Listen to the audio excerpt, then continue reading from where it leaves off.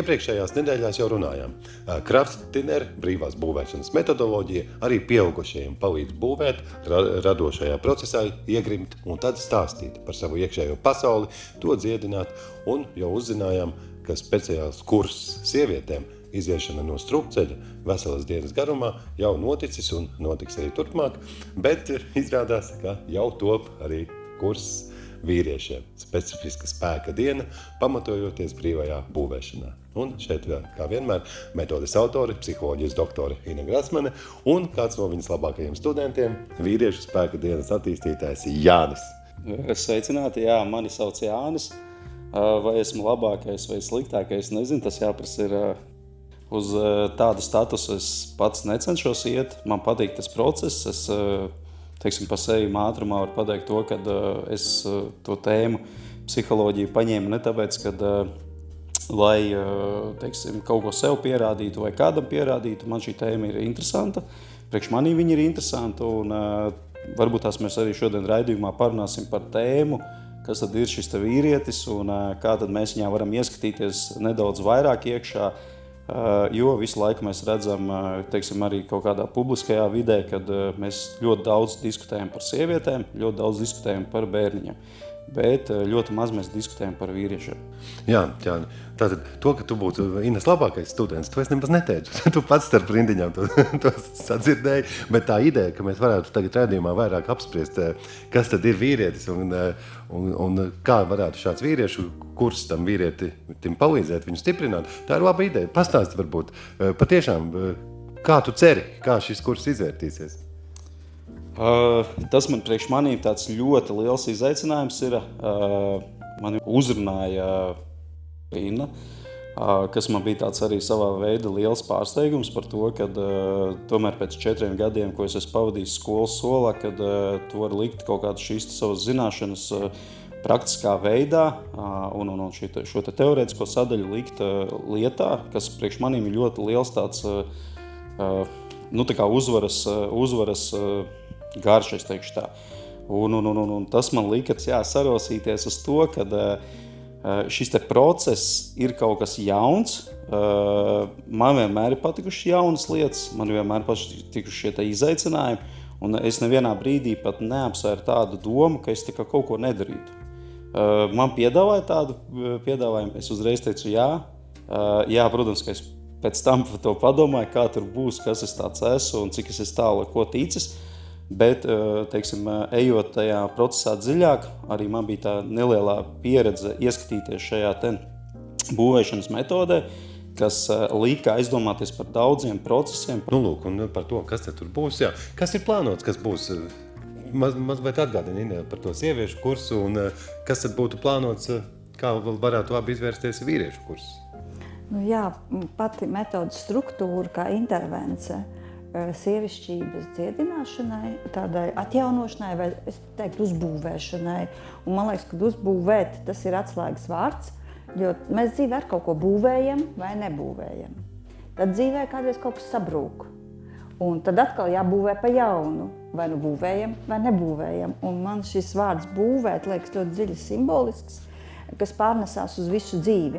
Un tad, kad es domāju par sievišķību, par sievietes būvēšanu, par sievietes atjaunošanu, arī iekšējās pasaules atjaunošanu, īpaši, ja mēs saskaramies ar kādiem traumatiskiem, postošiem notikumiem, man tas likās forši un svarīgi, un es redzēju, un esmu daudz redzējusi arī iepriekš praksē, cik tas ir svarīgi un atbalstoši un labi, un šajā pirmajā pilotā likās labi, bet, turpat blakus es domāju, vīrišķība ir tikpat nozīmīga šajā pasaulē. Viņai ir sava vieta, savu misiju, savs uzdevums, un man ļoti tiešām gribējās arī šo metodu dāvināt vīrišķībai, bet, patiesībā man kāds pajautāja, vai tik tas nebija tu?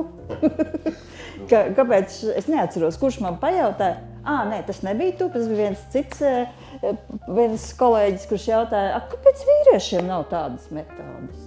Un es domāju, tiešām, es viņam toreiz atbildēju, tāpēc, ka es esmu sieviete. Es nevaru radīt metodu vīriešiem.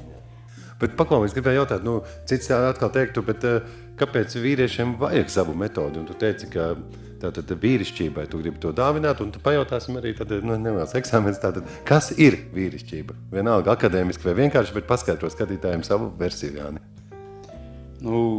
Pirmais uzreiz, kas mums nāk prātā, ja, mēs visi labi zinām to veco labo stāstu, ja, kas tad ir vīrietis. Vīrietis ir tas, kurš spēj uz mājām atnest mamutu un pabarot savu ģimeni. Ja. Tie ir, teiksim, tie mūsu stereotipi, uz kuriem mēs dzīvojam vēl šodien. Ja, un, teiksim, ja mēs paskatāmies šodien, tad es teiktu tā, ka mums varbūt no tā viss ir nedaudz jānoiet nost. Tāpēc, kad mūsos visos kā vīriešos ir tāda frāze galvā skan, kad es pats, man palīdzība nav vajadzīga.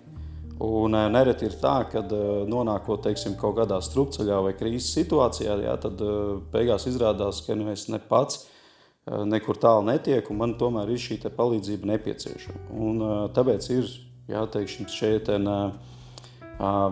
labie, gudrie un patīkamie cilvēki riņķī, kas iespējams tev var palīdzēt. Jā, tie ir, kā mēs redzam, speciālisti Innu, tad, teiksim, tās lietas, kas var arī, teiksim, mums palīdzēt atrisināt šos te jautājumus. Un tad, kas tad ir tā vīrišķība? Ja? Tad es pats, pieņemsim, esmu daudz par to domājis, tad man kādreiz likās tā, ka, ja es varu ātri skriet, daudz pacelt svarus vai pievilkties 30 reizes, tad es esmu vīrietis. Bet tad, kad es paliku vecāks, es par to sāku daudz domāt, kad šī vīrišķā sadaļa nav tikai spēks. Ja, kad kaut kas ir mūsos bišķiņ vairāk, ja, un tad, kad mēs sākam rakāties par to visu procesu bišķiņ nedaudz dziļāk, ja, tad mēs saprotam, ka tomēr tam vīrietim arī ir šīs emocijas, vīrietim ir jūtas, vīrietim ir sajūtas, ja, vīrietim ir asaras. Un tad, vai mēs šo procesu vispār attīstam. Un tas ir tas, kāpēc arī man patīk un liekas interesanta šī būvēšana, jo šos procesus visus mēs tur varam redzēt. Jo mēs šeit nesacentīsimies, kurš varēs vairāk piepumpēties, vai kurš varēs vairāk noskriet, vai tālāk aizskriet, vai vairāk pacelt. Šeit mēs runāsim pilnīgi par citām tēmām, kas ir daudz, manā skatījumā, daudz spēcīgāks un nopietnāks un svarīgāks. Tad es varu bišķi piebilst. Jā. Tad es teiktu, ka vīrietis un vīrišķība sāk dzimt tajā brīdī, kad vīrietis spēj satikties ar savu iekšējo pasauli un sāk par viņu runāt. Un daudzi to nevar ikdienā. Jā, tātad spēks tas ir, bet arī spēks satikties ar iekšējo pasauli. Bet tā īsumā, bet augstskolās vispār tiek runāts par, mūsdienās jāpārjautā tomēr. Kā tad jūs tur mācat? Kas ir vīrietis atšķirībā no sievietes no jūsu psiholoģijas fakultātes prizmas? Viestur, tu laikam provocē mums tagad. Bioloģiski atrodas vēl cilvēki arī, kuri zina, ka tas ir tas, kurš ražo vīrišķās dzimumu šūnas, piemēram, kura ķermenis ir paredzēts tām. Ir dzirdēts par mamutu, jau mēs tikko runājām. Tās ir divas dažādas pasaules.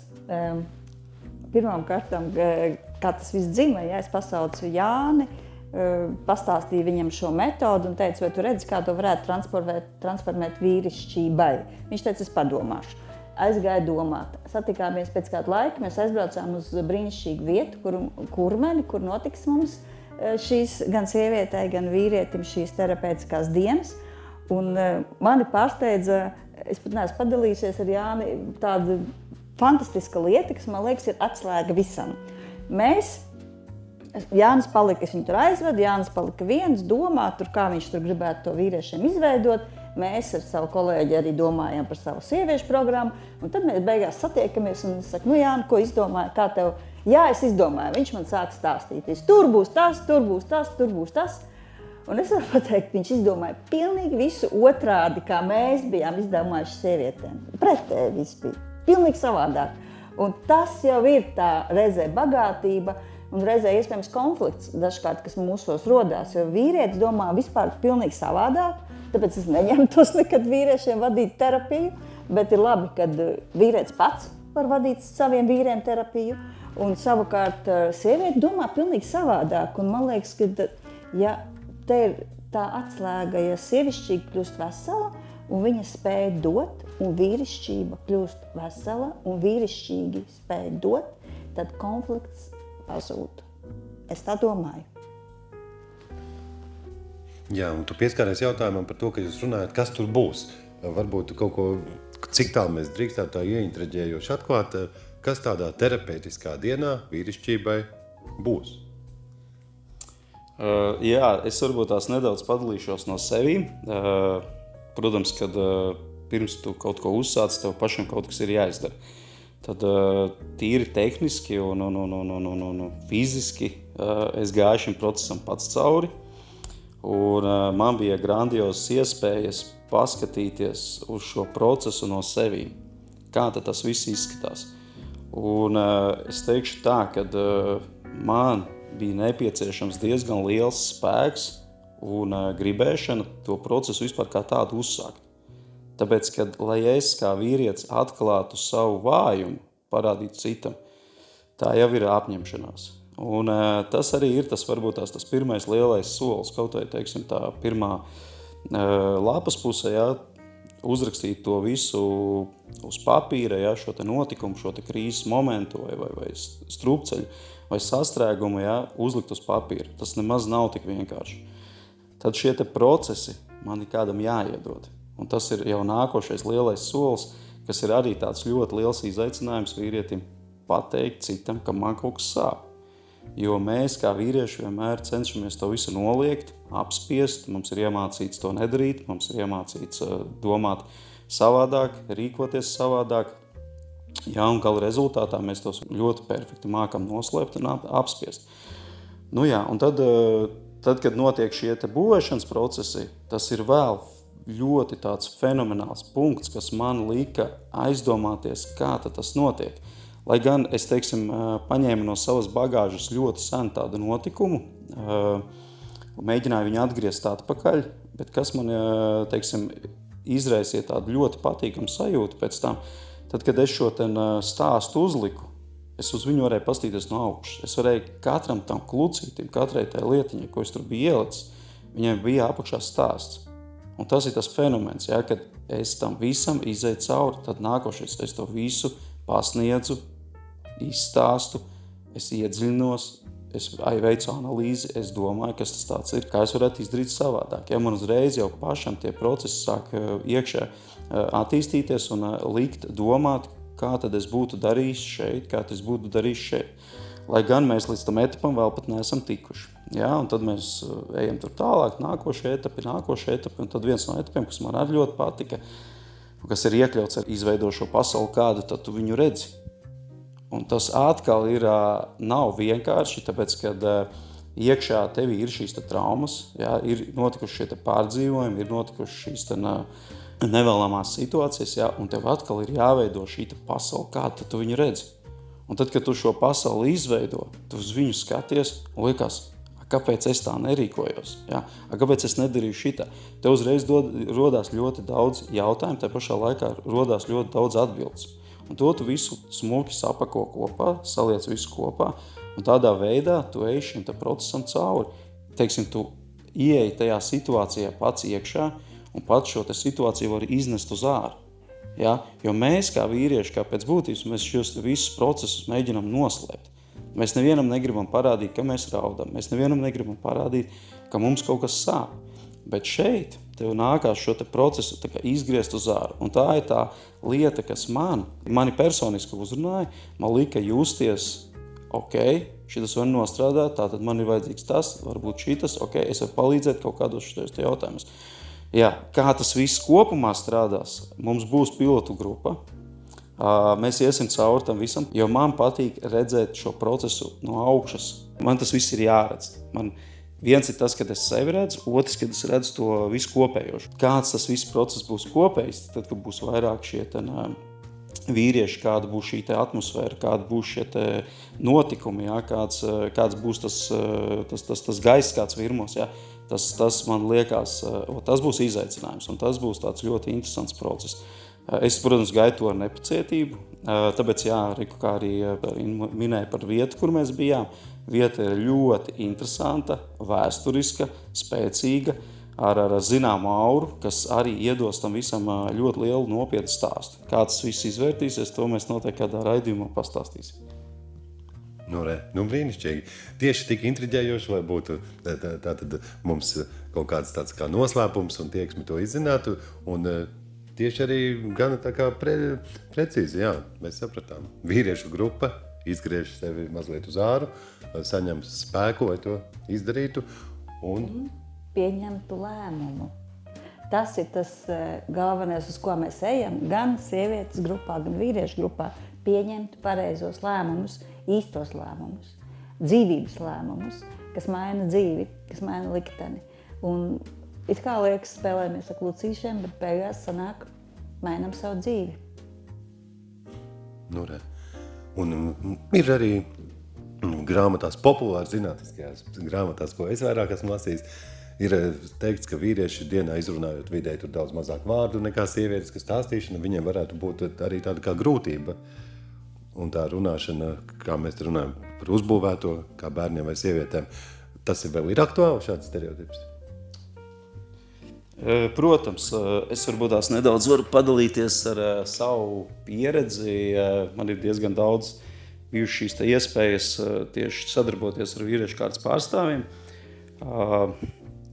Teiksim, elementāra lieta, ja, kad auditorijā ir 30-40 vīriešu kārtas pārstāvji, un mēs, teiksim, runājam par kaut kādām sensitīvām lietām, kas ir, varbūt viņas pat nav sensitīvas, tās personiskas lietas, teiksim, kas var palīdzēt attīstīt kaut kādus no procesiem, tas, kas tur priekšā ir gaidāms. Un parasti ir tā, ka šie te procesi, viņi kaut kur iestrēgs. Un es, kā, teiksim, nodarbību vadītājs, redzu to, tad, kad šis te vīrietis topošais, kas tur ir priekšā, uz manīm skatās ar lielām acīm, kas tad tu tāds esi un kas tad tagad būs, un par ko tu tur vispār runā. Ja? Kad, teiksim, mēs pieskaramies tādai tēmai, kā paņemsim vienu no sadaļām fobija. Ja? Kā mēs zinām, mums katram ir fobijas. Arī man ir fobija, tev ir fobija, Inna ir fobija. Ja? Jautājums, kā mēs ar to fobiju cīnāmies. Un nereti tā, kad tieši, kur man ir bijuši šī pieredze redzēt, ka šie vīrieši, ja, šīs fobijas noliedz. Man nekā nav, man viss ir kārtībā. Bet tad, kad mēs nonākam kādā no procesiem, tad kāpēc šī fobija sāk parādīties. Ja? Un tad ir jautājums, kāpēc šis vīrietis, ja, kāpēc viņš par to nerunāja, kāpēc viņš man neko neteica. Jo, teiksim, tad, kad ir jau šis process jau noticis, tad kaut kur varbūt jau ir nedaudz par vēlu. Ja? Protams, kad man ir izveidojušies šie algoritmi, kāpēc, teiksim, šis viss nenotiek. Ar gadiem, protams, es sapratu kaut kādas vadlīnijas, pie kurām vajag pieķerties un kuras vajag, teiksim, sakārtot, lai mēs šos jautājumus daudz veiksmīgāk varētu risināt un darīt. Bet viens, ko es varu pateikt, jā, ka vīrietis, viņš noslēdzās citu vīriešu klātbūtnē. Un tas ir fenomens. Kāpēc? Jā, demonstrē spēku, demonstrē savu varenību, iespējams, bet te pašā laikā man ir tādi paši vīrieši, jā, kas ir, ar kuriem es esmu daudz strādājis, jā, kad viņš atnāk un viņam asaras tēk. Jā, mēs kopā izraudamies, ir noticis ļoti nopietns notikums, mēs ejam šim te notikumam cauri, jo šī brīdī mēs saprotam, ka šis vīrietis ir dabūjis pa vienu vietu, tautas valodā runājot. Jā. Un tad, kad šie te procesi, tad, kad mēs uz šiem procesiem apskatāmies no citas pozīcijas, ja, tad mēs saprotam, ka šis vīrietis ir arī ievainojams. Ja, un ka nav nemaz viņš tik spēcīgs. Un šie te ievainojumi ir ļoti spēcīgi. Ja. Teiksim, arī no savas pieredzes pateikšu to, kad ejot cauri kaut kādiem no šiem te procesiem, uz ko man nācās paskatīties. Es zinu, ko nozīmē to, kad es negribu ar kādu runāt. Es zinu to, ko nozīmē, kad man liekas, ka man kāds nesapratīs. Es zinu, ko nozīmē to, ka manī šita viena no emocijām valda aktīvāk, ko saucam mēs par dusmu. Kāpēc? Es to ļoti labi zinu. Ja, un tieši tāpatās, kā, teiksim, emocionāls augstums. Ja, kas tas tāds ir? Mans ķermenis ir šeit, bet es esmu kaut kur citur. Un tad, kad mēs visu šo liekam kopā, tad mēs uzdodam jautājumu, kāpēc tad ar mani tā notika? Lai gan es esmu spēcīgs, lai gan es esmu stiprs, es esmu daudz stundas pavadījis kaut kur trenējoties, kaut ko darot, ja, bet, teiksim, ja mēs skatāmies to emocionālo sadaļu, tad ir jautājums, kā mēs viņu uztrenēsim. Un iespējams šī metode, ko ir izgudrojis Inna, viņa var palīdzēt, teiksim, iekšēji vīrietim, tas sakārtot šīs domas, šīs emocijas, lai iepazītu sevi. Protams, ka tam visam ir vajadzīgs laiks statistikai, lai mēs kaut kādas šīs lietiņas saprastu. Bet, ja mēs skatāmies šo vīrieti, mēs nedrīkstam viņu atstāt novārtā. To, ko jau es teicu, mēs redzam sievietes, mēs redzam bērniņus, bet mēs neredzam vīriešus. Un tas ir tāds mans motivators tam, kāpēc vajag šo visu procesu darīt. Jāni, tu tik pārliecinoši runā par darbu ar fobijām, par darbu ar vīriešiem, par darbu ar grupu vīriešiem. Varbūt tu kaut vienā teikumā var pateikt, kur tu šo pieredzi esi ieguvis, lai vīrieši, kas klausās, viņi var saprast, kāpēc tev uzticēties. Jā, īsti man nav ko slēpt. Man ir neliela pieredze militārajā jomā. Ir nācies redzēt daudz lietas, ko varbūt tās ikdienas cilvēks varbūt to neredz. Tā kā man šī pieredzīte ir. Tas ir viens punkts, un otrs, es ļoti daudzus procesus pierakstīju. Es ļoti daudz procesus analizēju, es ļoti daudz procesus pētīju un skatījos. Bet par cik es vadīju dažādus interesantus procesus, tad man bija pašam tāds izaicinājums, kāpēc, teiksim, man vajag vienu cilvēku tur, lai, teiksim, kaut ko izdara, bet es gribu, lai to izdara 10 cilvēki. Un līdz ar to es šiem visiem procesiem līdz mācījos. Un tā bija tāda, teiksim, mana skola, kam es gāju cauri. Šīs zināšanas, protams, es uzkrāju, man ļoti daudz kaut kāda pieraksti ir veikti. Saliekot to visu kopā, veidojās pieredze, kas iespējams šodien var palīdzēt tur, kur mēs atrodamies. Un ja mēs pieskārāmies šeit militārajai tēmai, tad mēs nevaram, nerunāt arī par to, kas notiek šodien mums kaimiņos. Un tā ir viena no lietām, kas man arī ļoti interesē. Šos procesus mēs varam apturēt ar vienu pogu. Bet, teiksim, kas notiks ar cilvēku, kas notiks ar šo vīrieti, to mēs nezinām. Un viens no lielajiem, manu jautājumiem ir, tad, kad beigsies šis notikums, kas mums ir blakus kaimiņos, tad kas tad būs ar šiem vīriešiem? Kādi tad viņi nāks, kādi tad būs šie viņu, tie ģimenes locekļi, kā tas viss kombinēsies kopā. Un man tie ir tie jautājumi, kas man šodien interesē. Un par cik es studēju šo jomu, uz kuru es arī aizgājis diezgan likumsakarīgi, ar ļoti lielu interesi, mācos un studēju šo teorētisko zināšanas lieku iekšā, jo man ir kaut kāda diezgan liela šī bagāža no praktiskās sadaļas, un man liekas, ka ir forši, ja mēs to visu liekam kopā un mēs varam kādam palīdzēt.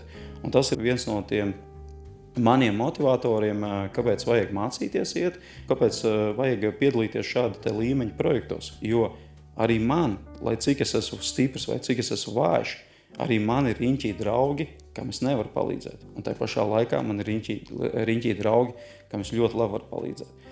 Es ļoti daudz mācos, es ļoti daudz praktizējos, neslēpšu. Tā kā es saredzu tajā visā, liels plusus, ja mēs saliekam šo manas praktiskās zināšanas ar šīm jau teoretiskām zināšanām, tā kaut ko mēs varam iemācīties.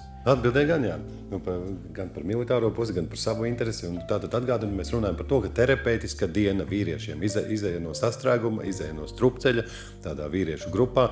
Un tā arī jūs gan neatbildējāt, vai jūs augstskolā ir tāda skaidra definīcija, kā atšķiras vīrietis no sievietes psiholoģiski, bet esmu dzirdējis, ka ir tāda atšķirība, tāda līnija, ka vīriešu pasaulē attīstība notiekot caur iniciāciju, tomēr savu, kad citi vīrieši tevi tā kā ieved nākošajā vīrišķības līmenī un tam līdzīgi. Vai kaut kas tam līdzīgs arī tajā grupā būtu sajūtams, vai tie būs partneri, palīgi, vai mēs mācīsimies vai mēs no kāda mācāmies, vai mēs visi esam tur līdzīgi? Kā jūs domājat? Kā es to redzu, es saku, es vairāk varēšu padalīties uz šo procesu, tad, kad viņš aktīvi darbosies. Bet tas, kā es to redzu, vīriešu pasauli redzu tādās kā 3 dimensijās. Viena no dimensijām būtu tas, kas es esmu, tas ir personība, Tad nākušā dimensija, tas būtu vieta, un trešā būtu laiks, jo, ja mēs saliekam šos 3 komponentus kopā, personību, jā. Tātad es viņu varu attīstīt, jā, pilnveidot. Kas attiecās par vietu, es viņu varu mainīt, es viņu varu izmainīt, jā. Un trešais, laiks ir tas, kas ierobežot, laiks ir tas, kas mums liek rīkoties vai, teiksim, aktīvāk vai maz aktīvāk, jo mēs, kā zinām, mēs laiku nemākam apturēt. Mēs viņu neapturēsim. Un šis ir tas moments, kurš mūs disciplinē, lai mēs paveiktu kādas darbības. Un tieši tas pats arī ir šajā terapijā, ko es arī redzu šos te punktus, vai tas būs redzams vīriešos, kas to darīs man no malas, es to pateikšu pēc tam. Ja? Dotajā brīdī, tam, kam es gāju cauri, es viņus satiku, šos te 3 blokus. Ja? Par to mēs parunāsim pēc tam, kad man būs tā iespēja, teiksim, padarboties jau šajā te procesā. Un tad, saliekot to visu kopā, mums uzreiz kas veidojās. Ja? Sākotnēji, ja es esmu pieņemsim jauns vīrietis, tad kāds ir mans jautājums? Ko es gribu? Ja? Ko es gribu? Bet tad, kad jau es nedaudz esmu pieaudzis, vai, teiksim, kaut ko iemācījies, vai sapratis, tad man ir nāk šis jautājums. Vai, teiksim, varbūt bišķi augstāks jautājums, ja? Kas tad es gribu būt? Un tās ir ļoti jau uzreiz 2 dažādas lietas, ja? Es pieņemsim zinu kungus, kas ir cienījumā vecumā, viņi jau vēl joprojām dzīvo pie šī pirmā jautājuma. Ko es gribu? Bet viņš neuzdod jautājumu, kas es gribu būt? Kāds es gribu būt? Ja? Un tad, kad mēs tos visus punktus mēs liekam kopā, tad mēs saprotam to, kādā stāvoklī, kurš tur atrodas. Ja? Un iespējams, šie jautājumi arī var, teiksim, rasties, darbojoties šādās terapijas, ja? Iegūstot šādu veidu pieredzi. Jo šīs ir process, ka to, ko jau teicu, mēs ejam šo procesu, izgriežam uz āru, izliekam šo visu uz āru, un tad mēs sākam viņu smuki paķidāt, saprast, kas tad mūsos tur iekšā. Kas tad tam mazam lācītim ir iekšā. Ne par velti mums ir superīga dziesma, ja? Mazais plīša lācīts, ja? Paurbināsim, pastīsimies, kas viņā ir iekšā. Ja? Liepiņš, ja nemaldos, dziedāja to dziesmu. Ļoti perfekta dziesma. Ja? Un tad, skatoties uz šo te visu to vīrišķo sadaļu, ja? Tad es redzu šos te blokus. Jo vēl vienu mazu piemēru es minēšu, kam tad es esmu pats gājis cauri. Tad, kad man ir bijusi ļoti smaga krīze, ja, vai šis sastrēgums, es nezināju, man viens nevarēja palīdzēt. Es nezināju, kam prasīt palīdzību, es nezināju, kam pie kā iet un kādiem punktiem es gāju cauri. Tātad man bija ļoti smags notikums. Mana nervu sistēma, teiksim, viņa visu laiku šajā te procesā dzīvoja. Tie bija kaut kādi ekstrēmi notikumi, ja? Ekstrēmi stāvokļi, adrenalīns augstā līmenī. Ja? Es visu laiku dzīvoju tādā vidē. Atgriežoties šī vidē, ja, ko mēs redzam, mūsu ikdiena, tur, kur viss ir sakārtots, tur, kur viss ir droši, tur, kur mēs varam nestraukties par to, ko mēs rītdien tur redzēsim vai neredzēsim. Ja? Tā ir nosacīta mūsu drošā vide. Atgriežoties šajā vidē, man nervu sistēma jau nav atgriezusies. Viņa jau vēl dzīvo tur, kur es tur biju, tajā notikumā. Ja? Tad nākošais punkts, ja, emocionālais augstums. Mans ķermenis ir šeit, bet es esmu kaut kur citur. Ja? Tad ejam tālāk, ja? Par ko jau mēs runājam, tās ir dusmas. Ja? Tad man šo procesu vajag izpaust. Kādā veidā es viņu varu izpaust. Un nereti šīs ir dusmas, un kas cieš mūsu līdzcilvēki, mūsu tuvākie, mūsu draugi, ja? Mūsu radi, mūsu bērni, mūsu sievas. Tāda, kas ir dusmas? Ejam tālāk. Kas aiz dusmām mums ir? Ja? Mēs pārstāvam runāt. Kāpēc? Ja? Tāpēc, ka mēs vīrieši sākam baidīties runāt. Tāpēc, ka mēs tad, kad sāksim runāt, mums liksies, ka mēs nevarēsim apstāties. Un mēs vienkārši automātiski pārstāvam runāt. Kas pēc runāšanas mums ir? Nesaprašana. Mēs saprotam, ka mēs tiekam nesaprast. Jo tas ir pilnīgi loģiski. Neviens cilvēks nekad nevarēs tev iedziļināties tavā situācijā vai tavā notikumā, un tad pieņem to, ka tevi nesaprot. Tad atkal mēs noslēdzamies. Ja? Un tad pats pēdējais, ja, viens no punktiem, kas ir manā skatījumā tāds diezgan interesants, ja, vainas apziņa. Ja? Es sāku sevi vainot. Un tad iedomājies tāds kokteils mums ir iekšā. Un kā man no viņa atbrīvoties? Kā no viņa tikt ārā? Ja? Un ja man ir bērnībā mācīts noliegt procesus, tad kā es no šiem procesiem varu izkļūt ārā, tad, kad es esmu pieaudzis. Tātad tur ir automātiski man ir vajadzīgs speciālists. Es varu palīdzēt. Speciālists, kam ir akla metodas. Un iespējams, jā, no šīs metodas, par kuru mēs tagad runājam, jā, kur izveidojas Inna, jā, un es jau daļai varu pateikt, ka jā, šī metode ļauj ieskatīties. Viņa tev ceļ ārā šo procesu. Viņš nav patīkams. Ja? Un te nav svarīgi, kāds ir šis sastrēgums, kāds ir notikums. Vēl viena lieta, ko es gribu pieminēt kā vīriešu kāds pārstāvjiem. Mēs gribam vienmēr sacensties. Tas ir nerakstīts likums. Tava problēma ir vājāka nekā mana. Mana problēma ir smagāka, nopietnāka. Jo es tur redzējis, pieņemsim kaķi beigt. Bet tu tikai vārdu redzēji beigt. Ja? Nē, nav nozīmes tam. Jo šī brīdī mēs nekad nevarēsim izmērīt tavu stāvokli, un es nevarēšu izmērīt savu stāvokli. Šis ir viens no tiem punktiem, kas man liks paskatīties, kā tad būs šiem vīriem, kas ies šo pilotu programmu cauri. Vai šis akcents akcentēsies, vai viņš tomēr kaut kur nogludināsies. Tas ir priekš manī būs interesants punkts, jo varbūt tā mana problēma jau nav tik sāpīga. Viņš tur stāsta tagad par to, ka viņam, teiksim, ir bijusi seksuālā varmācība. Ko tad es tagad ar savu emocionālo varmācību? It kā liekas pirmajā brīdī divas nesaliekams lietas, bet, ja mēs skatāmies, abas divas lietas ļoti nopietnas. Ja? Tāpēc, ka mēs nezinām, kāds ir resurss šim vīrietim. Mēs vienkārši to nezinām. Un tad, kad notiek šie procesi, tad mēs varam to ieraudzīt, vai kas mums vēl parāda, kādi ir šie resursi. Mēs paskatāmies uz pašu vīrieti. Jā, tad mēs saprotam, kad viņam vai nu šie resursi ir, vai nu šie resursi nav. Un tad ir jautājums, jā, kā tad mēs tālāk atkal darām, ja šie resursi nav. Un redzi, mēs varam ļoti dziļi un ļoti tālu aiziet. Jā? Tā kā paskatīsimies, redzēsim, kā tas viss notiks. Dzīvosim, redzēsim, jā. Vai cik forši, jā. Pa plauktiņiem, zin kā, viss sakārtos pa līmenim. Tas, ka līdz galam, es nesapratu, ko Jānis katrā līmenī domā. Tas ir normāli, tāpēc, ka man pašam jādodas būs uz terapeitisko dienu, un tas labāk jāsaprot. Jā. Varbūt es gribētu tikai tā noslēgt, ka varbūt tas centrālais vārds tam spēkam atjaunojošam gan sievišķības programmai, gan vīriešu, tam ir kopība. Kopība. Un ejot šo sievietes tādas identitātes atjaunošanas un stiprināšanas ceļu, piemēram, mums jau bija pilota grupa, un pēc katras pilota grupas ir 30 dienas, kurās izveidojas šis iekšējais tīkls, kur viena zvana otrai un prasa, kā tev iet ar tiem lēmumiem, un kurš tu pieņēmi, vai tev izdodas viņus īstenot. Es esmu tev blakus, lai tev palīdzētu, atbalstītu, un viena otrai šāds tīkls ir izveidots, meitenes zvana, un viņš ir dzīvs. Un es jūtu, ka tas ir tas īstais spēks, kā mēs varam noturēties un uzvarēt.